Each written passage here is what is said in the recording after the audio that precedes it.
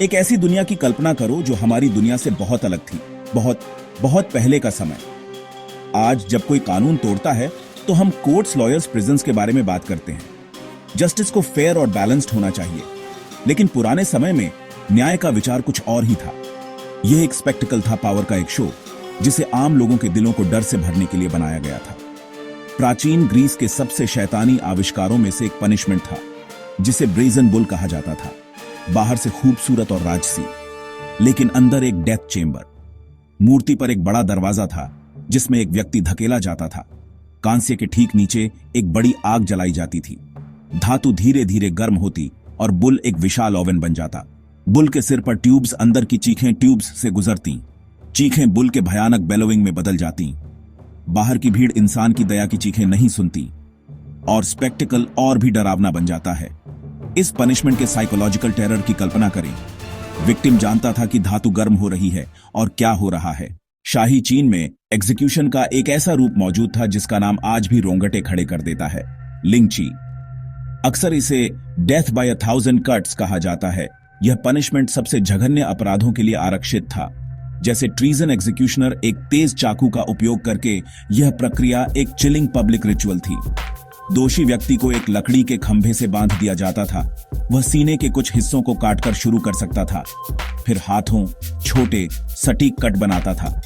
कभी कभी विक्टिम को अफीम दी जाती थी, दया के कार्य के रूप में नहीं। प्राचीन फारसी साम्राज्य से एक ऐसा पनिशमेंट आया जो इतना अजीब और ग्रोटेस्क है, इसे स्कैफिज्म कहा जाता था, जिसे बोट्स के नाम से भी जाना जाता था।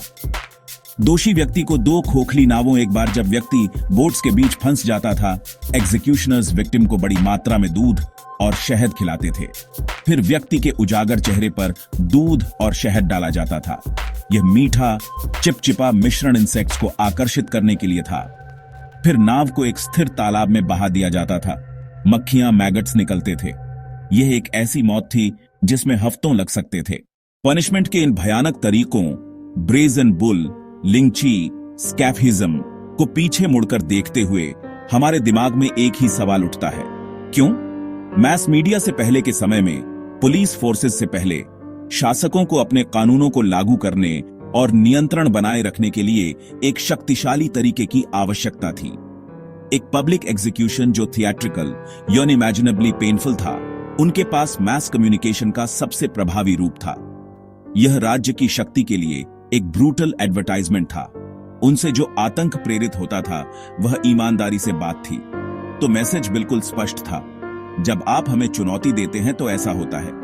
आज हम एक ऐसी दुनिया में रहते हैं जिसने ज्यादातर ऐसी क्रूरता से मुंह मोड़ लिया है। न्याय के बारे में हमारी समझ विकसित हुई है।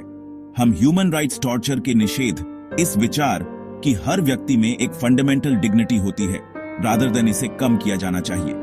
इन प्राचीन पनिशमेंट्स पर विचार करना, यह हमें समय के आईने में देखने के लिए मजबूर करता है और इस फ्रैजिल लेकिन प्रीशियस विचार की सराहना करने के लिए, न कि उन लोगों के शरीर को तोड़े।